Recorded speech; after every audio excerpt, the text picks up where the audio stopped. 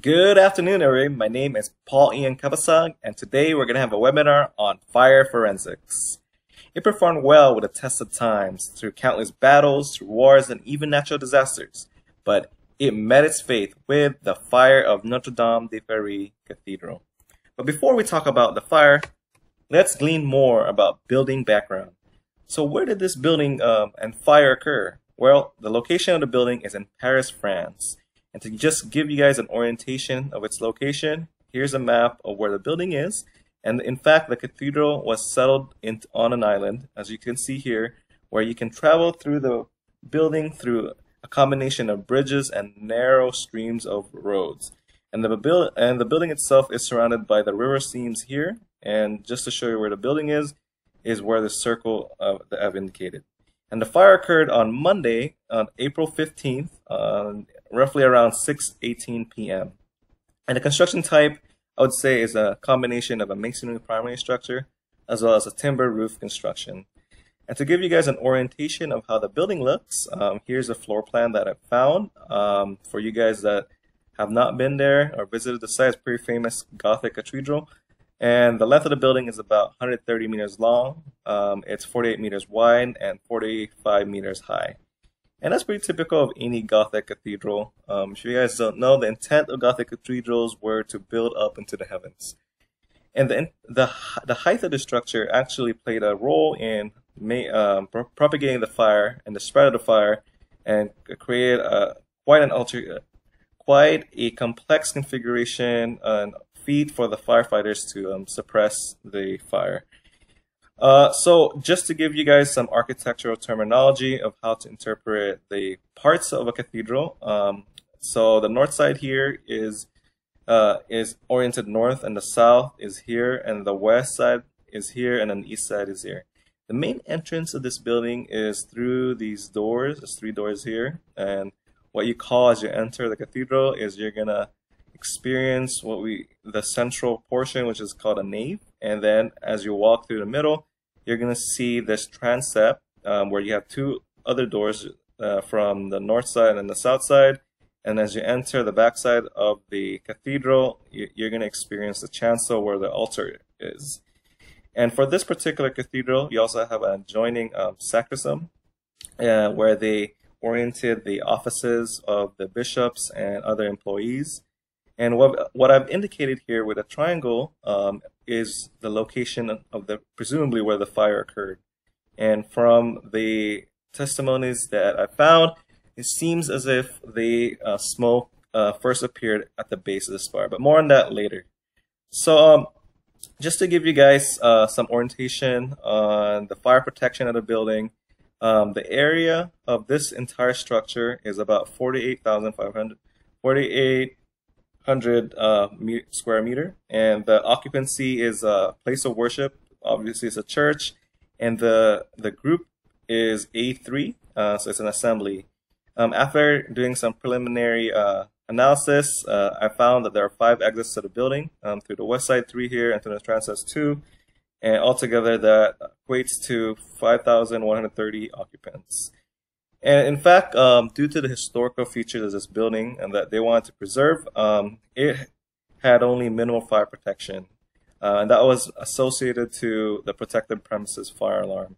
It isn't sprinklered, and there are, or if anything, the minimal amount of structural fire protection.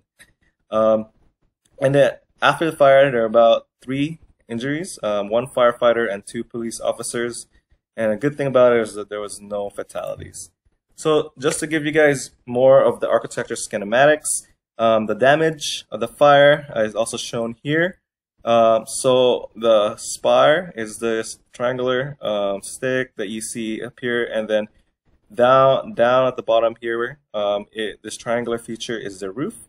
And then the main part of the structure is what you see here in the gray. And so another thing that's fascinating about this is it shows you how the fire progressed. So the orange, as I mentioned, is where the fire originated, and then it progressed through the yellow portions, through the nave as well as the transept, and somewhat it was hampered when the when the fire propagated to the masonry walls, mainly because it was non-combustible. So I'm going to refer back to this schematics as I talk about the fire protection and structural features. So keep in mind the types of the portions of the building, as well as where the fire occurred, and that's going to be important to the progression of the fire. So now let's talk about the timeline. So on the right here is the same building configuration.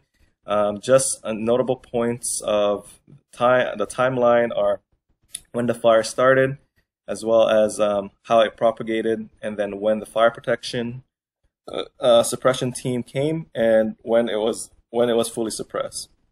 So the fire began, as I mentioned, roughly around 6:18 p.m. Presumably it ignited in the attic on top of these roofs above the nave, and the first fire alarm did sound about 6:20 p.m.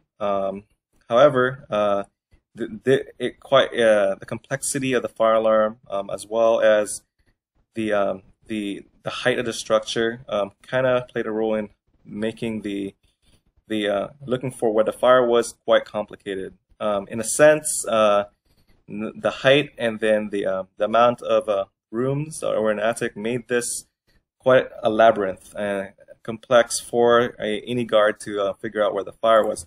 So just to tell you guys, when the first fire alarm went off, now what you see here is where the fire was, but the first fire alarm actually was accidentally thought as an accident because the guard that was working there that day was novice. He was only working for 3 days, and as he interpreted the location of fire, he thought it was here where the sacristy was, and not where the attic was.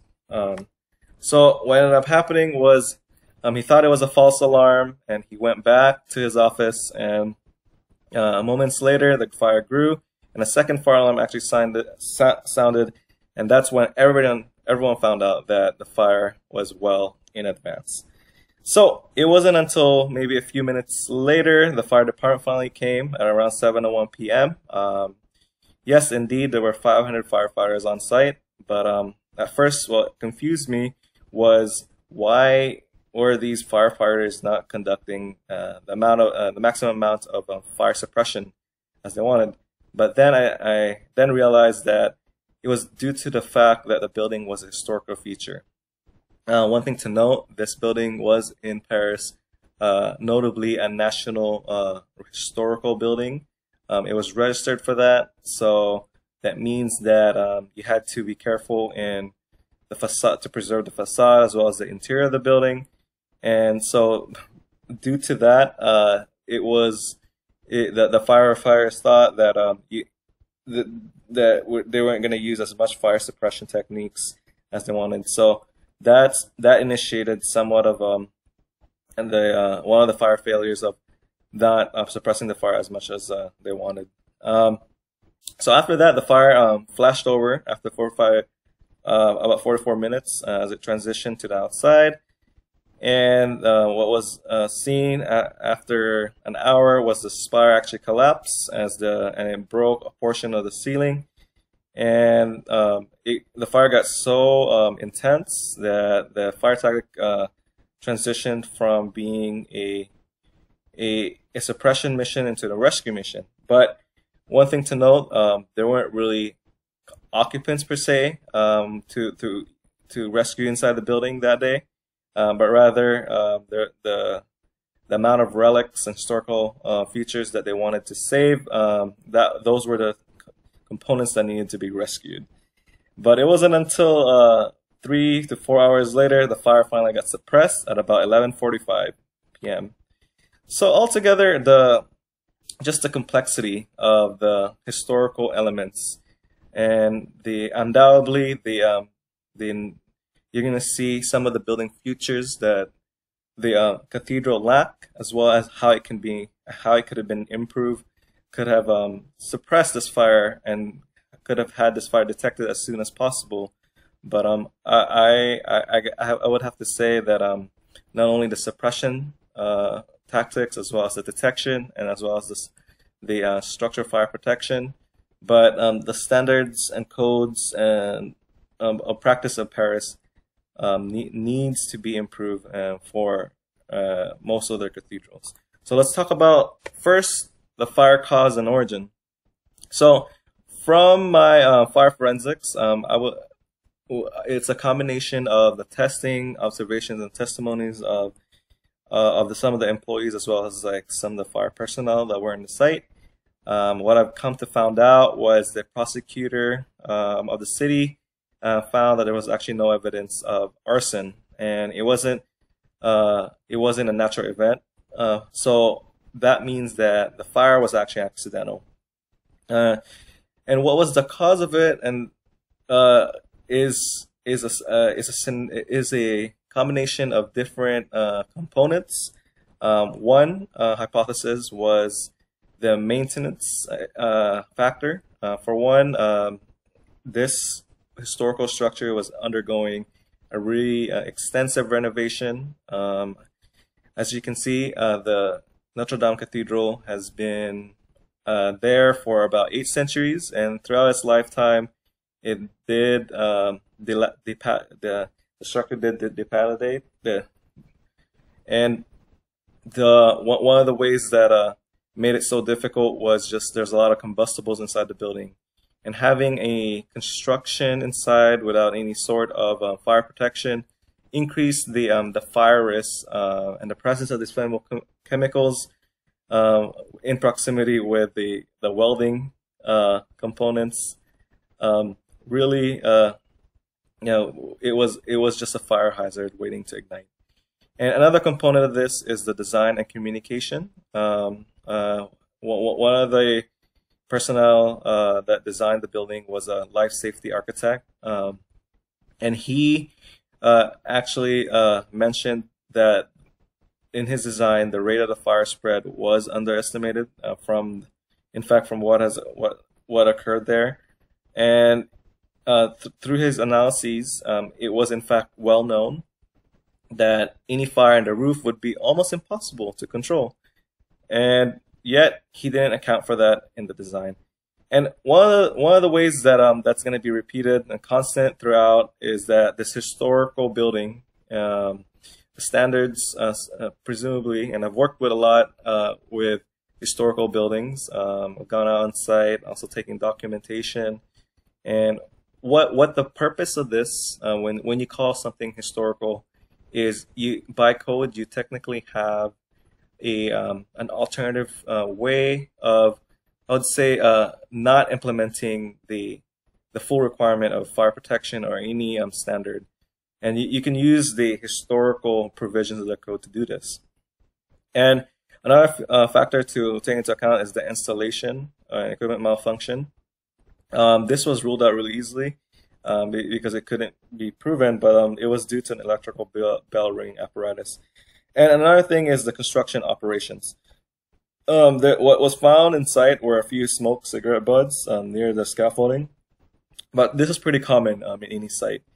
And one thing I probably would say, and it's very significant, is the training and administrative factor. And as I mentioned, there was an employee there on site that did check out the fire after the first false alarm. The main reason for that was the security employee monitoring the fire alarm was actually new that day, or he's only been there for 3 days. And supposedly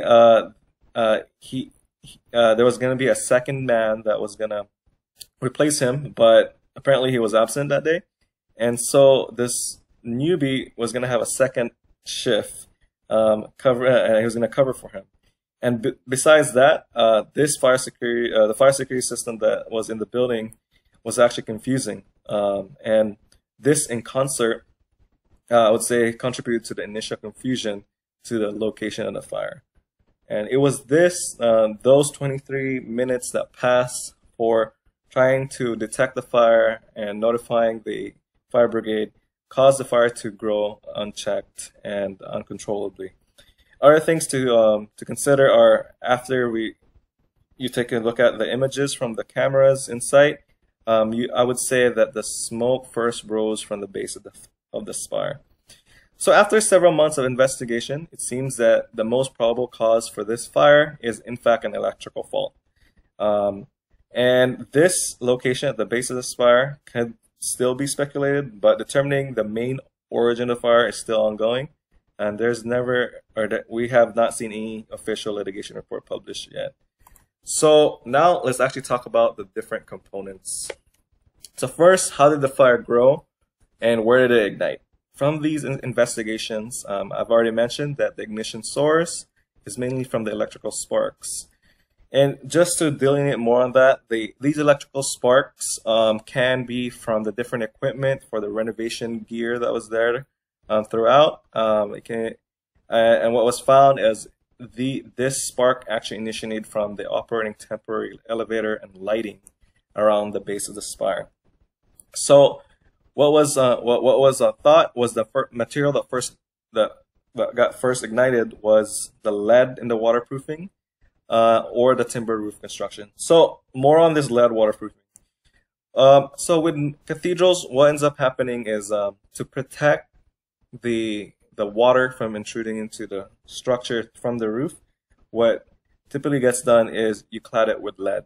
And if you guys see the immensity and the extent of the roof, so lead was actually applied throughout the roof system here and throughout the entire spire. So that, as you can also see from the background, this is the transept and this is the nave. So the flame spread throughout the roof, and one of the factors was because of this combustible lead material. So another thing is the power tools and the electrical lamps and the welding equipment and the surrounding scaffolding inside the roof system, and that's near these very old building that doesn't have any fire protection at all, somewhat increase the risk of ignition. And one thing I want to say is the roof, as I mentioned, is a wooden structure. It was filled with timber elements, so much so that the Parisians actually called it the Forest of Notredame, mainly because it was buttressed by timber, and this got harvested from more than 5,000 oak trees and 52 acres of land, and just to build the beams, the trusses, and the reinforcements for the structure and the roof construction. So, if you've been with the building industry for quite a while, you would say that heavy timber construction is pretty fire resistant. And you guys would think that you don't really need additional fire resistance. Why is that? Is because it's immense size. You size the beams, the columns, and by code, that within itself creates a very robust element that it doesn't really sustain ignition. And just to cover why, because of its low Biot number. And if we remember what this is a Biot number kind of describes whether a structure can have a larger heat loss or not. And this is, if you do have a low Biot number, this means that you have a large heat loss to conduction, and there's not much heat generated via convection.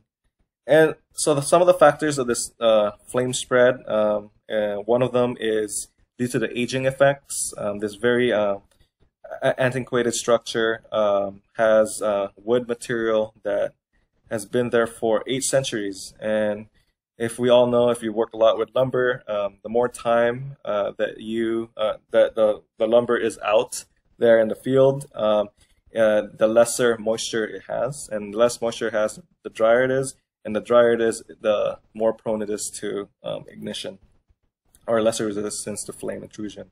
Another factor to take into account is the lack of flame retardants. Typically nowadays, if you have lumber, 2x4s or 2x8s, you typically put flame retardants. We sometimes call this FRTWs. And with the single family industry, what we usually put is a lot of sheetrock, and this is typically gypsum board, and this is what you call this non-combustible substrate. And this, in fact, is where the fire resistance is for most single-family dwellings. So for what we have in the cathedral, it lacked a lot of these other materials that could have a better impact for fire protection. Because of the lack of these, it increased the flame spread and it initiated ignition. And another factor I would say, just to talk about it, is tinder kindling. So if you guys go out camping a lot, you guys will notice that if you stoke a campfire, what that means is if you want to ignite a fire, you typically have a lot of you burn first a few small twigs. These small twigs are easier to ignite because of its lower density. But if you put in a larger log or a wood element that has a larger density, it doesn't ignite as much. And so the same notion is found for a building, where the larger timber elements don't ignite as fast as the smaller lumber, the 2x4s, but the combination of these two can really have a starking effect on the ignition. And so how that works is, the smaller wood framing elements are easily ignitable, which provides the feedback loop required for continual spread. And this is what can be seen as evident in what occurred in the fire. So now let's talk about the first thing in the game, which is fire alarm, how the fire gets detected. So from the forensics, we saw that the cathedral did in fact have a working fire alarm, and not only a working one, but one of the best ones. It was an aspirating detection system. And if you guys know, typically I've specified one of these before. It's VESDA. So with VESDA, you have a earlier response and faster detection. Just to sum why, that's ascribed to it having a continuous air sampling capability, as opposed to something that's only discrete.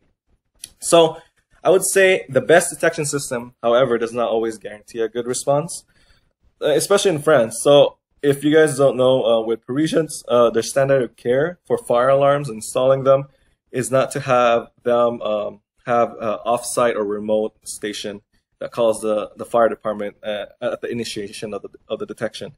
What they do have is only a protected premises fire alarm, so within the facility only itself. And the reason for justifying this is to prevent frequent fire alarms, false alarms. So we have this in the States as well, but we not to the point where we don't even implement an off-site feature.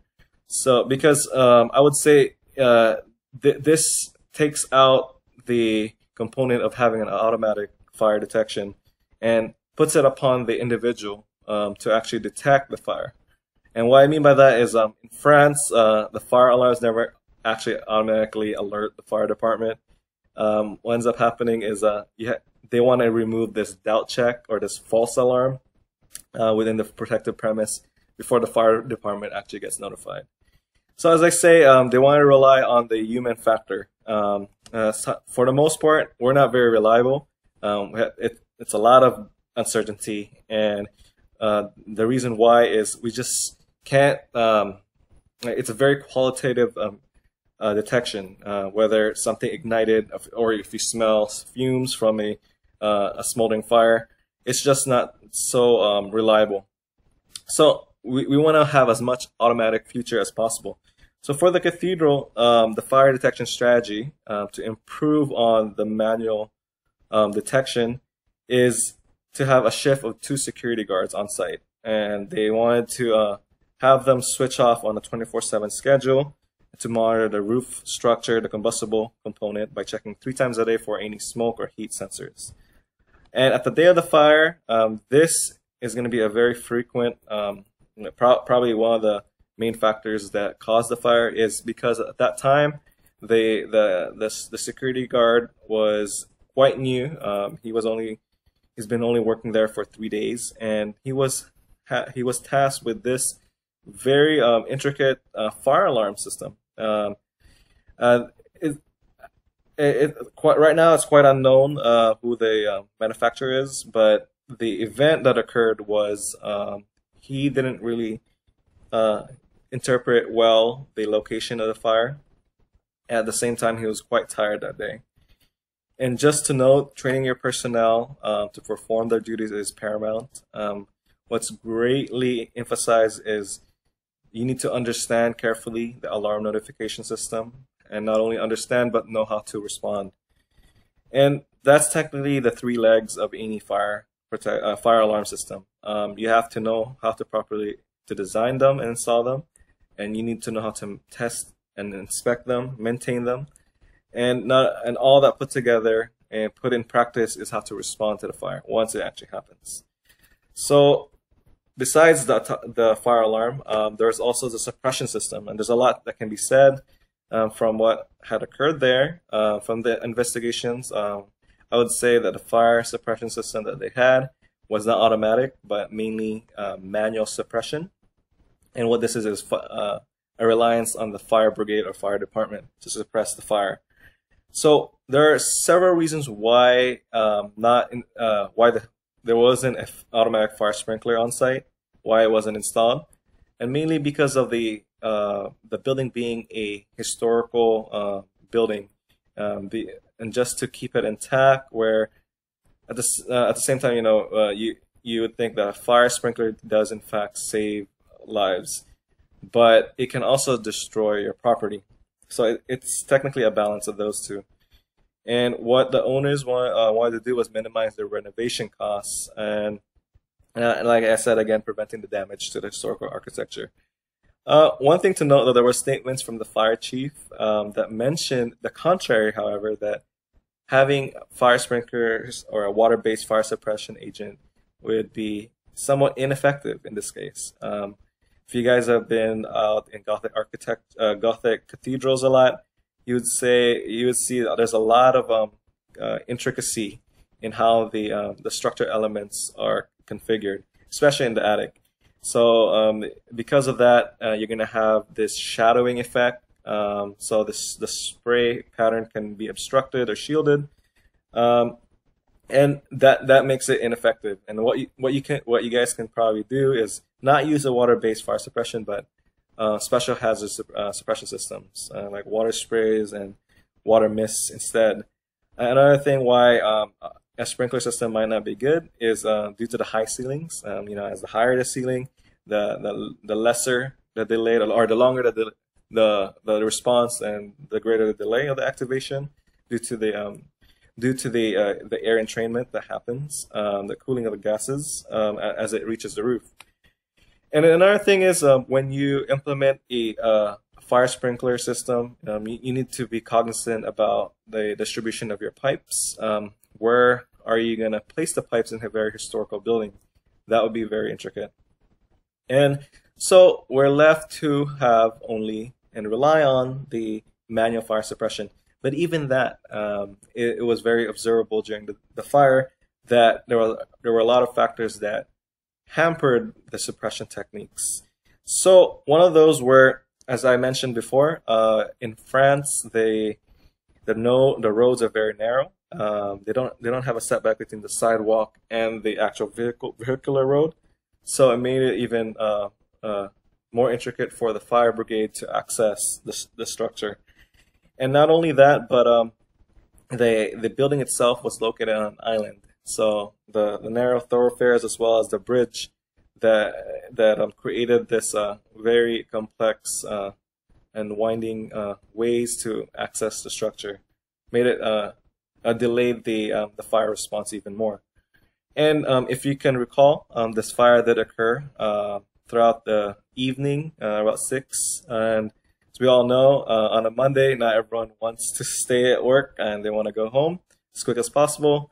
And so this opposing traffic that occurred on top of the narrow thoroughfares made the fire brigade. It took them quite a while to reach the site. And another thing is the fire was fought primarily inside. The main reason for that was they don't want to destroy the facade of the building. And another thing, as you can see here, is they're using this fire apparatus with a crane and a deluge gun. And it seems this is just my observation, but the pressure that you're using for this hose stream is quite low, and it seems like there's only one, and it was notable that there was in fact 505 fires that day. So where are they? And I would say the reason for this is because, like I said, they didn't want to destroy the building, and having a lot of water stream could create some cracks as well as maybe destroy elements of the building. Another thing to note is the excessive height of the structure. This, in fact, is is already fully extended, and then the hose stream itself is fully angled, and even with that, you can barely reach the top of the roof of the structure.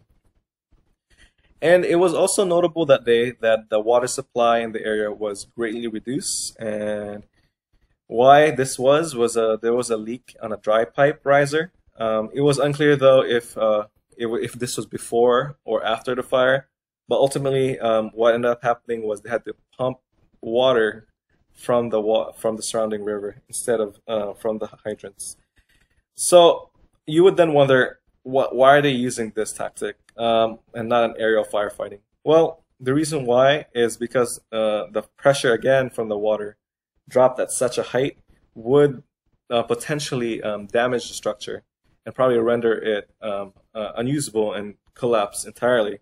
And one thing to note, yes, you do have these masonry walls, but as this heated stone gets into contact with cooler liquid, it tends to crack, and then that can ensue collapse.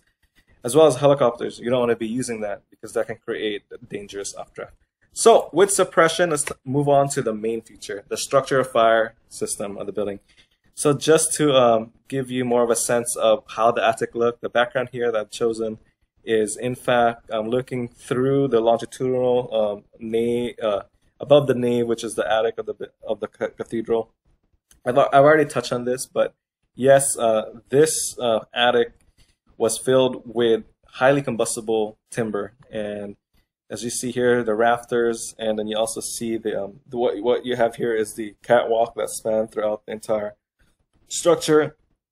And what made the fire protection system quite subpar for the cathedral is because of its lack of confinement as well as structural integrity.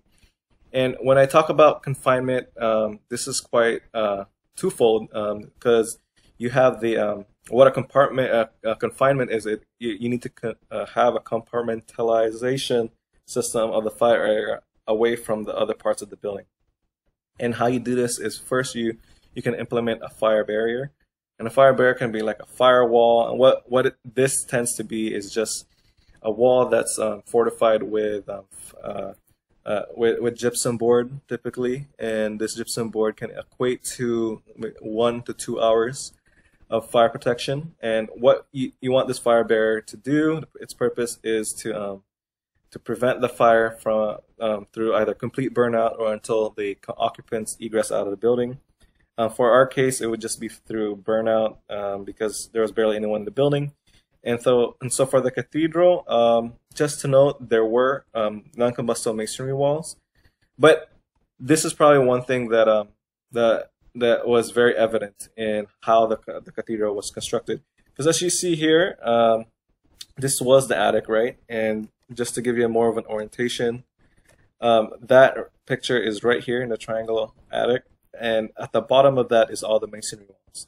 So this non-combustible masonry walls spanned from the foundation all the way to the soffit of the attic. And it didn't, in fact, protrude through and pass up into the actual roof. And it stopped at the ceiling. And so what that meant was this entire attic wooden system was open throughout. And so if one portion of it burned, that means everything burns. So that in fact, the lack of the fire barrier is one of the most significant things that propagated the fire. So another thing is penetrations. So as you can see here, there's a lot of crevices from the wooden walls, the lattice voids, and even the catwalk. So in modern construction, what we typically do is we have through penetration fire stops and through safing or other materials, but what this intends is prevent flame spread throughout the building. And for this building, both the fire barrier and the penetrations, this technology was quite modern, but the building is antiquated, as I said. So at that time, they didn't really know about it. So what would be in the good future is for life safety consultants to share this knowledge to them about implementing fire stops as well as a firewall. It would have improved the resistance of the building against the fire. Another feature that we need to take into account is structural integrity. And what this is in a fire protection standpoint is having the element withstand fire for a period of time. You guys heard this, either it's 1 hour, 2 hour, 3 hour. It all depends on the type of your construction. And then what component of the structure are you trying to implement this fire resistance to? And it all goes back to the heavy timber, and that's a type 4 construction. We know that heavy timber has inherent fire resistance. It doesn't need this additional non-combustible substrate. The structural integrity, what this does is rating. It needs to be greater than your fire severity of the fuels. And for what we had there at the cathedral, in fact, how the designers of the time probably intended it to have was, I don't think from what had occurred was it could have been anticipated. Because yes, prescriptively you could say like heavy timber by itself does have the fire resistance that it needs, but and I'm in the AWC committee. I've heard talks about the propagation of the fire code and then the building code to having an extension of this type of construction, type 4, to 3 subcategories, A, B, and C. And what this is going to do in 2021 is you're going to have a combination of non-combustible substrates and then also the inherent heavy timber dimensional sizing. So you have the option of having either just heavy timber exposed, or you have the exposed heavy timber with addition of partially non-combustible, and then you have the fully encased heavy timber with non-combustible substrate. It's technically just extending the notion of like 2x4, lightweight or light framing construction to heavy timber. But all of that, I would say, the intended strategy of having heavy timber in the cathedral, in fact, was not evident because the flame spread rapidly throughout the roof construction, and ultimately the wooden spar collapsed in the end. So that would in itself is a failure. So now let's talk about the impacts of this throughout the years. Yes, it's going to take some time to restore the structure. There's been plans of that's ongoing and how they're going to do that. The intent is to actually have this structure ready for the summer 2024 in Paris in the next 5 years, so or 4 years. But I think that in itself is very ambitious. But anyways, we know what a fault tree is. It's just a cause and effect. You have this, and then you have the causes, and then it gives you like depending on what route you take, you're gonna get a different impact. And this just shows what sort of impacts that we need to take into account for the Notre Dame. So you have to take into account safety as well as the finances of rebuilding, and then for the property and equipment that's going to take, and the price of like all the relics in the site, and as well as like how to schedule the rebuild. So with all of this, that we've covered the fire cause and origin as well as the building systems. It's always good to know the lessons learned, and it's quite apparent in our field that the more incidents that we have, supposedly it should have improved our designs, but it's more than that. It's quite hard to change the standard of care, and I wish that we would just follow the progression of just the events and anticipate them before it actually happens. But it's going to take some time, and what we need to do is to really reach out to our community, to our stakeholders, as I mentioned, and make sure that they understand how to properly design a building for fire. And so I've mentioned these already throughout as I was talking about the systems, but I would just like to point them out here to summarize. So the lessons we've learned and that really would improve fire protection of cathedrals is, one, when you're having a renovation, it's very important to have different construction zones. The intent of this is to separate the electrical and hot work ignition sources from the materials that can be ignited that are flammable and combustible. And there's some standard of care for this, but what needs to be done is you need to have temporary fire protection systems, which can effectively limit the flame spread. Another thing is we need to have reliable fire alarm systems, not only that has the capabilities of notifying people on site, but as well as off-site. And we should not be dependent on the human detection aspect, which is quite uncertain and unreliable.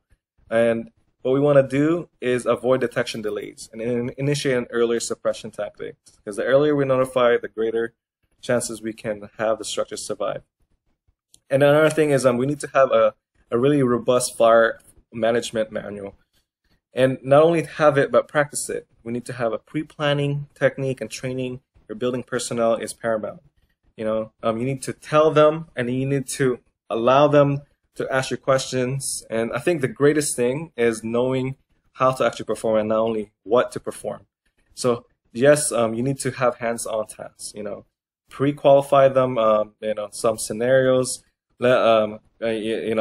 We've done fire drills, and everyone's not known for that. Like, we always do fire drills every year.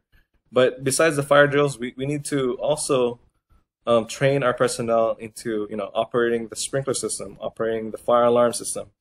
And mainly the point of this is to learn how to interpret, operate, and respond to the fire scenarios that can happen. And another thing is we need to implement not only a manual fire suppression technique, but have conventional automatic fire suppressions. And in many ways, water-based systems may not be the best option. So maybe we can use special hazard suppression systems. And what this is you can use water sprays, water mist, carbon dioxide, inert gas, halocarbon, dry chemical, wet chemical, or foam systems. And with all of this is with historical buildings, it becomes more paramount because you want to protect, not only have great life safety and property protection, but you want to preserve high-end products or historical elements that are in the structure. And then, it doesn't have to be one. You can have a portion of your building that has water-based systems appropriate for the hazard, and you can have certain features that have historical elements with a special hazard suppression system. So you really need to tailor that to the building, the existing building. Another factor was the fire retardants and non-combustible material. It's good to always have a secondary fire resistance. Yes, the heavier mass timber can be the primary resistance already, but what if that fails? You need to have that secondary barrier, the fire retardant, and the firewall that will hamper the fire spread and improve fire resistance altogether. And with all of this, the goal is to always improve our codes and standards. And there's already been codes out there, NFPA 909, NFPA 914. These codes allow for existing buildings to have fire protection, as well as like churches. Churches, places of worship, does have its separate NFPA 909 code for having, or that tells you how to protect these buildings for. And yeah, they've been out there already, but due to the events in the cathedral, NFPA has fortified some of these codes to to reflect some of the failures that were on the site. So just to know, bring this back full circle, is you can always have prescriptive based design. You can meet the minimum standard, but the overarching goal is to always go above and beyond. And how you do that is through performance based design. And what we typically do in the industry is through fire modeling techniques, CFD, simulation, FDS. What this does is it doesn't only allow for multiple fire scenarios that can be accounted for, but you can really tailor your site specific, building specific fire scenarios to the type of strategy that you want to undergo. And just to end it with that, we are always going to have existing historical buildings. It's not only the cathedrals, it can be any building in industry. And what's good about it is, yeah, we can rely on the historical provisions, but it's a perfect balance between incorporating 21st century fire protection technology with arcane historical buildings. And the more that we can really reach that balance, the better we are at providing life safety. And thank you so much. That's all I have for today. And if you guys have any questions, you can email me. And here are the references for my study. Thank you. You have a good day.